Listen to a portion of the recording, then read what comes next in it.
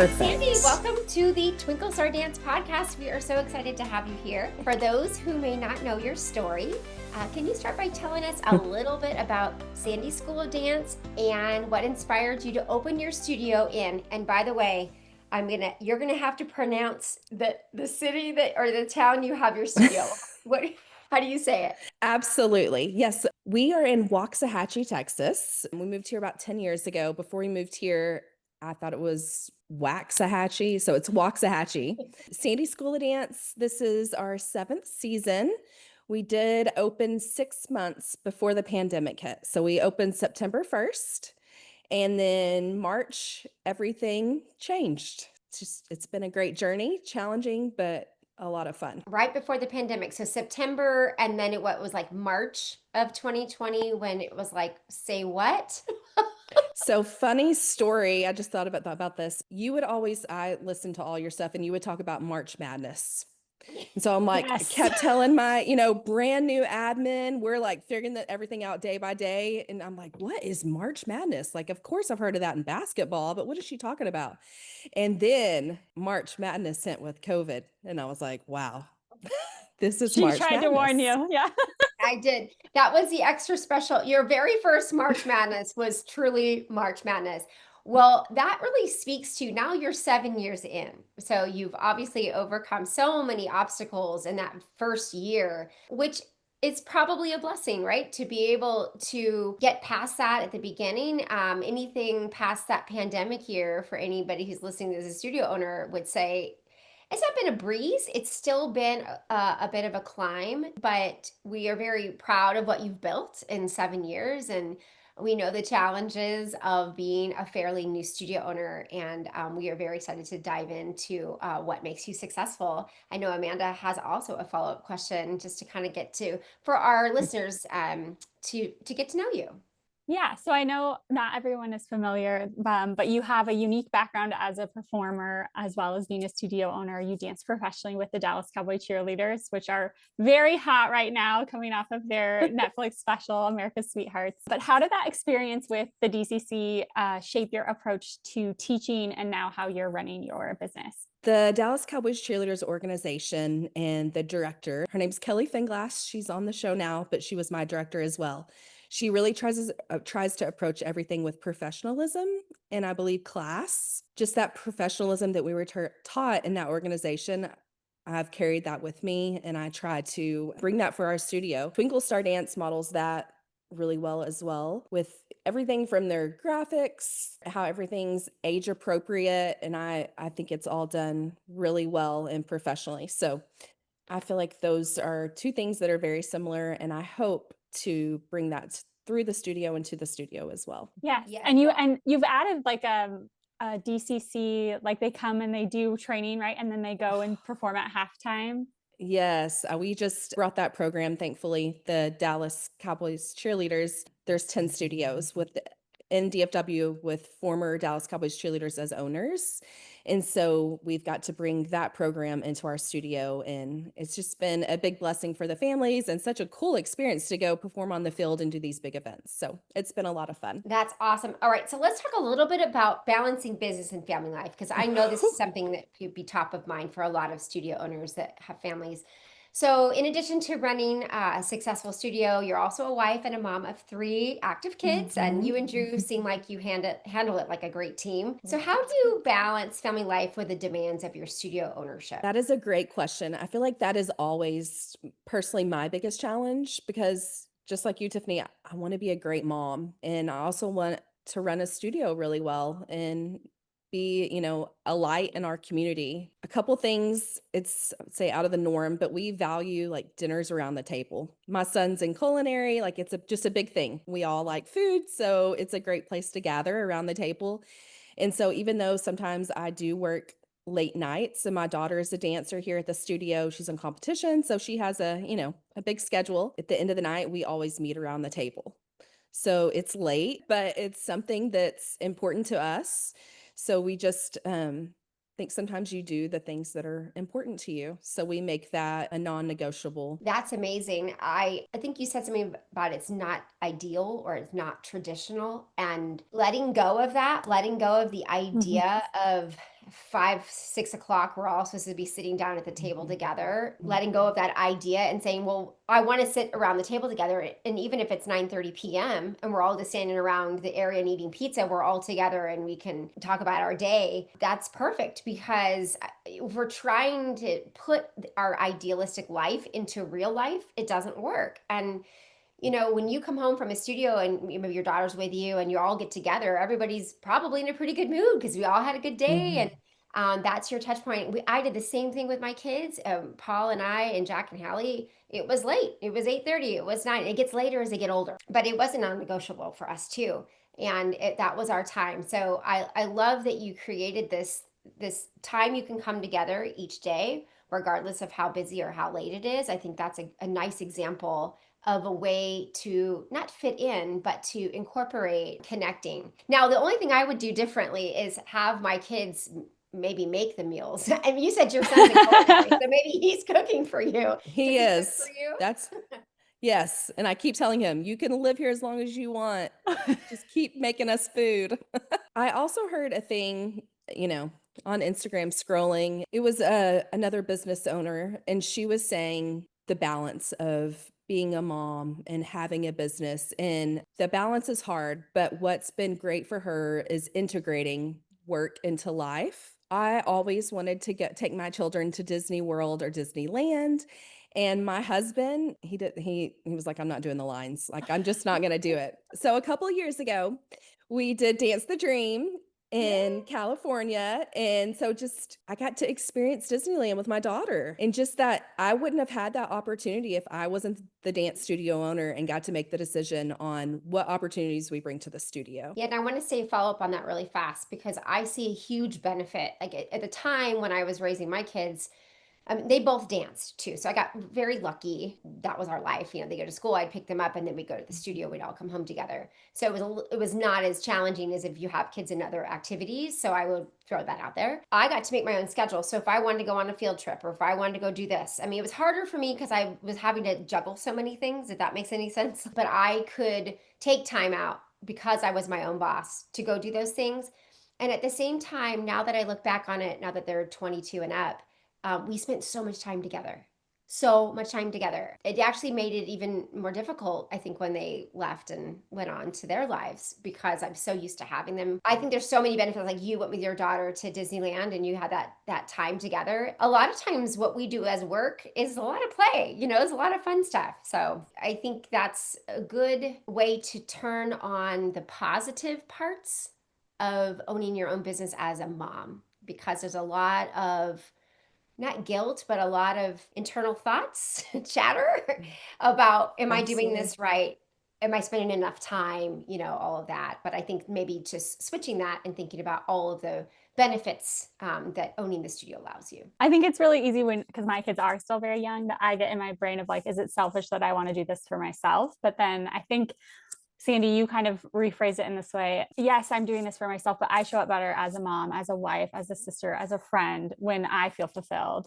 So what are some of the things that you do, day to day to fill your own cup as you're, leading a business and your family? So for me, and I think all of us, like as dancers, movement is so important. There's so many things that like Tiffany hits on with the brain and just serotonin and everything. It really affects me when I don't move. Mhm. I just feel so much better. I got in a place where right after COVID, I was so focused on the business and making it work and wanting it to be successful, because it was such a hard time, opening the studio 6 months in, you're doing these virtual classes.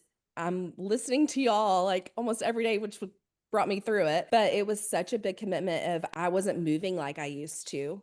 Right before I opened the studio, I was a personal trainer and taught group fitness, and that was my outlet to get to be in a room with music, with people. I've now gotten back into, going to the gym a couple times a week, playing pickleball with my friends. But those, being with friends and movement, that fills my cup. And just as, like we talked about earlier, being around the table with your kids. I had a son graduate a couple years ago. My other son's a senior. My daughter's a freshman. And when you get to that end, you're like, oh, they're about to go to college. They're not going to be in our home anymore. So I would say spending time around the table with them, and then just any kind of movement fills my cup, so that, like you said, when you feel better, you can be a good mom, a better mom, a better business owner, a better employer. It overflows into everyone else's lives. Yeah, I like what you're saying about doing something for yourself, and for you it's movement. For most people probably that are dance studio owners that come to it by way of that they were a dancer, sometimes we forget, oh, we love dance too, and dance makes us happy, and when we're happy, everyone else is happy. So maybe it's not just teaching, because teaching, you're still doing something for your giving. I feel like when you're a mom, you're giving, when you're a teacher, you're giving, and sometimes we have to give back to ourselves. I like what you're saying about going with friends and doing something, just you and your friends, Sandy, not just the kids. When you're a mom, you're in that role, you're in the giving role, and that's it. I love that role, I do.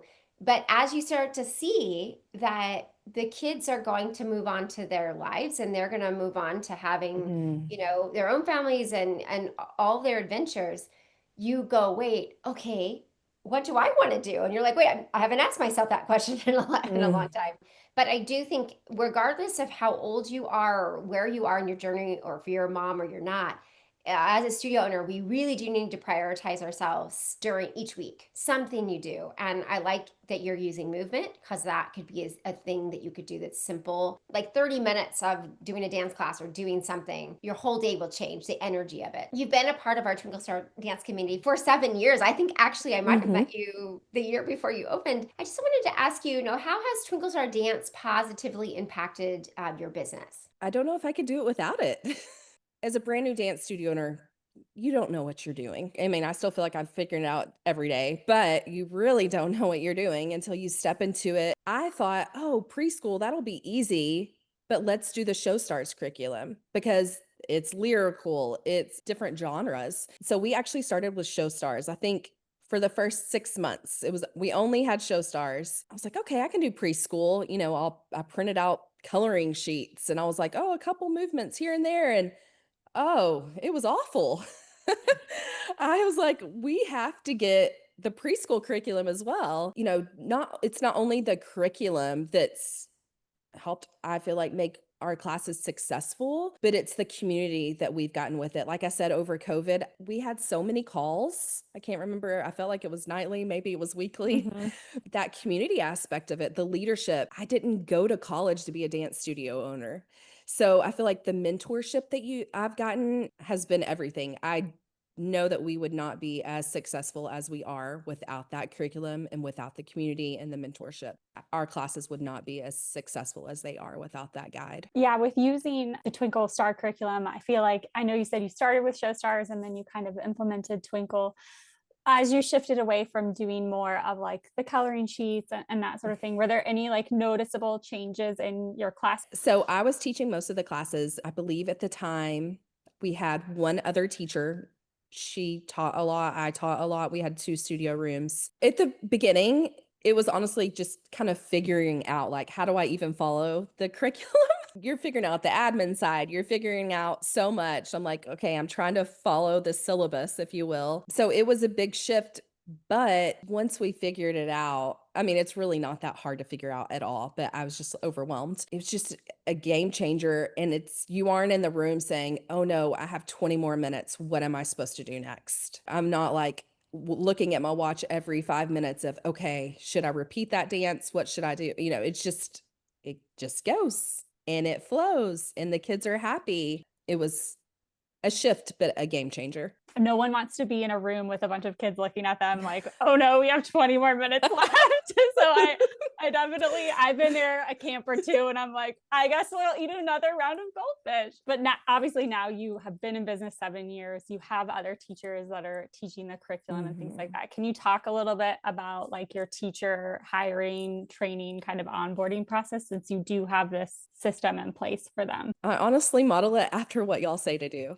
So, like the onboarding process, now I even model it after the character strength stuff that we've incorporated. As far as that, I really try to pull from character strengths for onboarding, and even with our new season meeting with a new season of teachers, we've really incorporated all of that into the season. And I feel like that's really It's taught me a lot about the teachers and our admin staff and everyone. It's teaching me a lot about myself. And then also the trainings that the Twinkle Star provides, just the community aspect of having all of we did it virtual this year, but having all the teachers in the room and they're like, oh no, I do this works. I do the, little things like the shoes or the spots or little things that make a big difference. There's always a little bit of a leap between getting something and then having to learn it and then having to, but once you get it taught to one teacher or whatever, then that keeps going. And what you were talking about, the story of like being in a classroom and going, do I do this dance again? I have 5 minutes left. So I have to just share a funny story, because one of the main reasons that we have Twinkle Star Dance is because my first job, I went to the University of Arizona School of Dance. I have a BFA. I was dancing like in big festivals all over the world. I met Paul and we were engaged in like, I think it was 8 weeks. 8 weeks. So we dated for 8 weeks, then we were engaged. Anyway, it was a fast. So we ended up moving back to the Bay Area and I was looking for a teaching job. You guys, this is a long time ago. So there was no Indeed. It was literally, you have to open up a newspaper and look at the want ads. Like, I don't know, Amanda, you probably don't even know. You're like, I don't even know. What is a want ad? What's a want ad? It was like dance teacher and it was like something like little kids, and it was like 2-year-olds to something. And I was like, oh, twos. But of course I said, of course I could teach 2-year-olds. Of course. I hadn't seen a child in I don't know when. I mean, my first class, no joke, is me and probably I would say 14 2-year-olds. They're at the door and I open the door, come on in. Well, here come the parents. So you had the 14 2-year-olds. I had the parents, their siblings probably ran, maybe someone had a dog. I don't know. But it was just me standing there going, oh, okay, well, now you're in, you have to leave. I'll never forget that class. It was such a disaster. I think I blacked out. I don't know what happened. I used that time, the 2s, the 3s, the 4s, to sort of figure out what worked. And I loved it. I loved to sort of figure out, oh, okay, if I do this, if I get them moving, then they'll listen to me for a minute. It was like a lab. But what you don't want is you don't want your studio to be experimenting. You don't want that to be you. But I love that you were able to make that leap. And you also made a decision that you said you had show stars for like 6 months. And that was a really good decision to make, because I think as leaders, you have to see an issue or a problem and go adopt things to help you. I'm not saying this very well, but I think sometimes we think it should be me. I should be the one creating this. It's my studio. But I think if you're passionate about it, you should do it. But if you found someone else who's done it already and you can adopt that and then go put your effort somewhere else, that's like the smart thing to do. But I want to just pivot a little bit and talk on the fact that your studio is a well-loved part of your community. I just wanted to know how you use the Twinkle Star Dance programming to connect maybe to local families and just to create that sense of community. I think Drew, my husband, and I, like our heart is for community. So I feel like that comes natural to us. Like it's always just been our thing. And maybe it's not a wise decision business wise or financially, whatever, but where we are, we're able to have a bigger lobby. And so right now, like I'm sitting at a kitchen table that is in our lobby. And so I feel like the space that we have, it's really cool at night to see the moms here. They all, whether they're blinging a costume or having a cup of coffee, just that gathering, they're building community, the moms amongst one another. And I think that's huge overall as a studio, is for these parents to bond and hopefully build relationships. I think that hopefully keeps people around. With Twinkle Star and the preschoolers, bringing those dancers and the parents into the rooms for passport days. It's once a month, but it's a huge thing for them to go into the classroom, take pictures, spend time together. I love what you're saying too about the passport books, like having those parent observation days and they can come in, you can talk about what they're learning and then kind of make those connections. Because a lot of times as a teacher, when you're in the classroom, you're making those connections with all of your students. It was always surprising to me when a family would be like, oh, she's going to drop after Nutcracker or whatever. And I'm like, wait, I have this connection to your dancer, but I guess I don't necessarily have that connection to you and you're the decision maker. So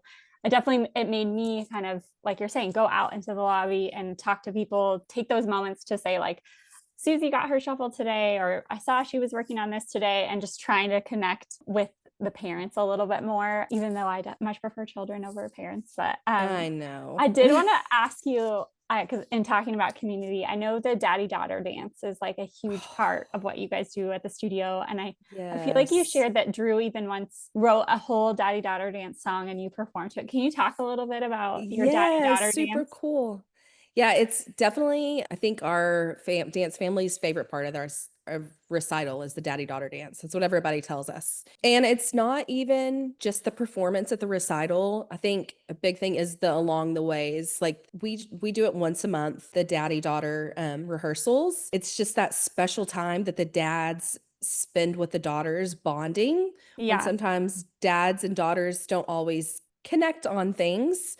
It's a way for them to bond, and it's a special thing. Sometimes I think maybe once or twice for the whole season we'll do donuts in the lobby. So dads and daughters are getting to have donuts before they go back, and they're just making these memories not only at recital but in the studio as well. Yes, my husband wrote a song. I'm not gonna lie, we modeled it a lot after the Twinkle Star.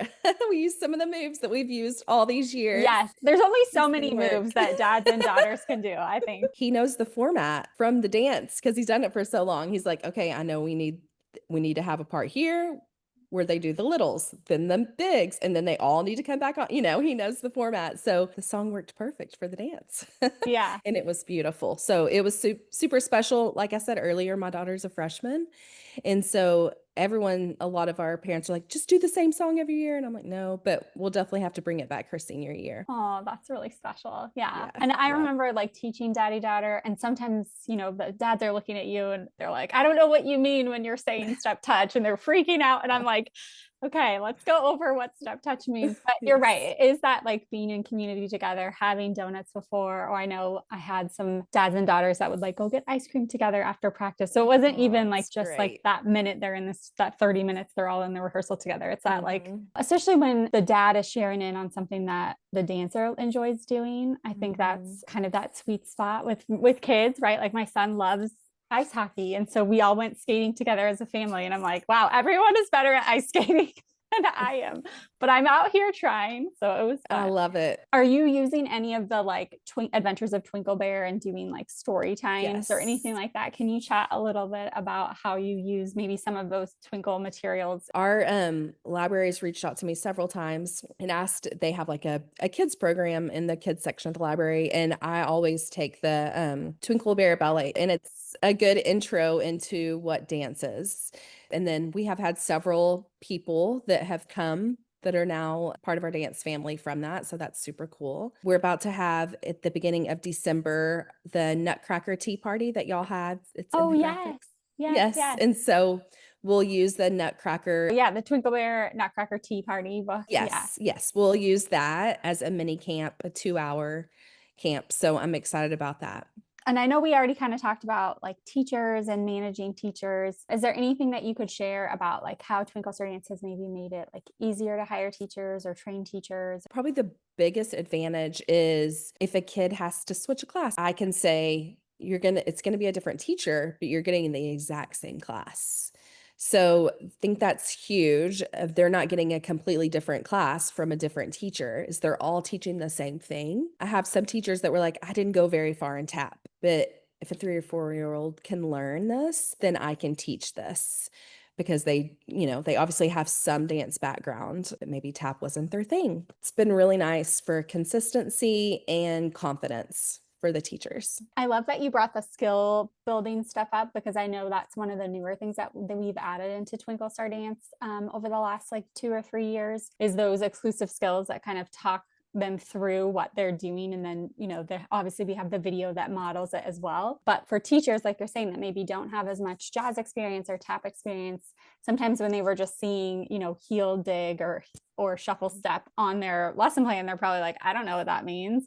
I don't know how to prompt them with my voice. Maybe they're just doing a shuffle step, but they don't actually know like how to phrase and guide them, and to even say, pick your foot up before you initiate that or something like that. And so I think those voice activated skills, where it's like Tiffany's voice, you can hear the inflection in her voice, you can see the energy and the movement that she's doing. Gosh, I feel like as a newer teacher, I was lucky enough to kind of co-teach with Tiffany for a little bit, but that's like the next best thing, to have like her voice in there and you're like, am I happy and excited enough doing jazz arm isolations to match this voice? But do you feel like I love your it. teachers are enjoying using those in the class? Because I know the dancers are kind of saying it and doing it as they're doing the exercises. Absolutely. And it sounds really professional. Like when I'm walking through the hall of the studio rooms in the back and I hear those, you know that they aren't playing freeze tag in class. You hear they're learning skills and it's keeping them on track. All of us have different learning styles, but when it's you hear it, you do it, you say it, all those, they're learning and picking up on the skills that we hope they learn. Talking about the skills, they blend in with our Twinkle Stars passport books. So can you talk a little bit about how you're using the passport books? We absolutely love the passport books. Not only just bringing them into the classroom, but I try to remind myself and then whoever's working admin, if you show the passport books, if there's a potential dancer, they can really see what they're going to learn in the classroom and the classroom structure. So it's a huge, like, this is what we do. This is what the dancers work on. And then once a month, we bring the parents into the classroom. They get to observe, see the skills that they learned for the month. We give those stickers to the parent and they put them on. And then after that, I always encourage our teachers to take a class picture at the end of every passport day so that they can share it on social media. And then hopefully other families will see what we're doing here at the studio. It's a great thing to keep the teachers on track, to make sure they're teaching those skills. It's a great thing to keep the dancers on track, but also for advertising because people are posting those pictures when they get to come into the classroom and see what the dancers are learning. And I love that you're communicating the value because I think sometimes when you've grown up in a studio, you've grown up with dance, like you're going to come in a ballet class and you're going to do a plie and then you're going to do a tendu and then you're going to do this. But sometimes to like someone who's not as familiar with dance, they put their kid into dance and they're like, oh, here we go. We're doing rockin' pneumonia and boogie woogie flu again. What's the point of this? But when you can educate the parent about, the repetition is part of the process and here's what the skills that we're building on in ballet, tap, and jazz every month, I think it really does kind of take you to that next level versus you're getting ahead of the drafts, right? Versus them just saying she's not learning anything new. You're kind of educating them in that process with the passport book and the stickers and the cute little dance that they're doing when they're there for parent observation. And I like to explain it as a scrapbook. If they do end up dropping at the end of the year, they get to take that with them and they see, oh, my child really learned something here. And so we have a lot that will come back. They get to hold that. They have a physical thing to take with them to be like, oh, look, for however many months, they learned all these things. And we have some parents that will go all out, put the pictures in there. Some won't, and that's great. But it's a really neat thing to take with them as well. With your training and managing teachers, it being such a key part of success for a strong studio, how have you used the Twinkle Star program to help train and support your teaching staff? We will do the trainings that you provide virtually. We'll set up a TV in a room and go through that, but also the curriculum. We print it out for them. I give them teacher binders at the beginning of the year just to make sure they're staying on teaching the skills and all the things and following the curriculum. So personally, I do that. And then I follow up a group text with our Twinkle teachers, making sure everyone's on the same page just for easy communication. And then before passport weeks, some months we'll do a Zoom to make sure everyone understands the process and that everyone's doing it the same, because it doesn't seem like a big deal, but consistency is important to me so that all the dancers and the parents and the families and all the things are getting the same quality of class. So even with the passports, that everyone is receiving the stickers. It's little things like that, oh, a teacher didn't pass out the stickers. Well, this is a part of the process and the experience. They're getting these cute little stickers that look at my child learned this skill this month. It's a little thing, but I think those small things go a long ways. Absolutely. And I think you're so smart to make sure that it is consistent. Leaving it up to teachers is not Sandi's School of Dance. Sandi's School of Dance is what Sandi thinks is important for her dancers. And so I know for some studio owners, they struggle with this because maybe they're thinking that a dance teacher might be hesitant to follow a system or maybe the teacher comes in with certain experience. But as you said, it's so important that these little things happen regardless of what somebody thinks is important. It has to be top down from you. So what is the experience? Do your teachers enjoy teaching the classes? And do you feel like that it helps them be more successful as a dance teacher? I really do. I hate to say negative things, but here and there, we all receive an email complaining from a parent. It just happens. But when that does happen with a classroom, a lot of the times it's because the teacher won't follow the curriculum. The class isn't moving.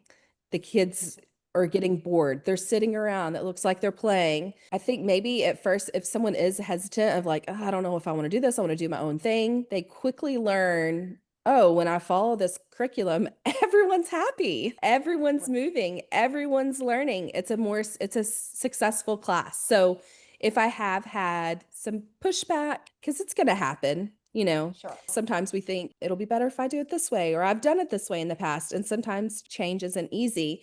But when we follow the curriculum, we keep the class moving, we keep the dancers engaged, because sometimes when they're little, if they get off track for 1 second, it goes crazy. Right. And for them too, because when you get a parent complaint or feedback, you're probably going to go to that teacher and say, hey, what's going on in your class? This is some feedback I'm getting. And that's not a fun conversation to have for either the No. teacher or you. I totally agree with that. And I think sometimes as studio owners, we're people pleasers. And so we're trying to make everybody happy. And maybe that is also the teachers. And of course, we want our teachers to be happy in their job.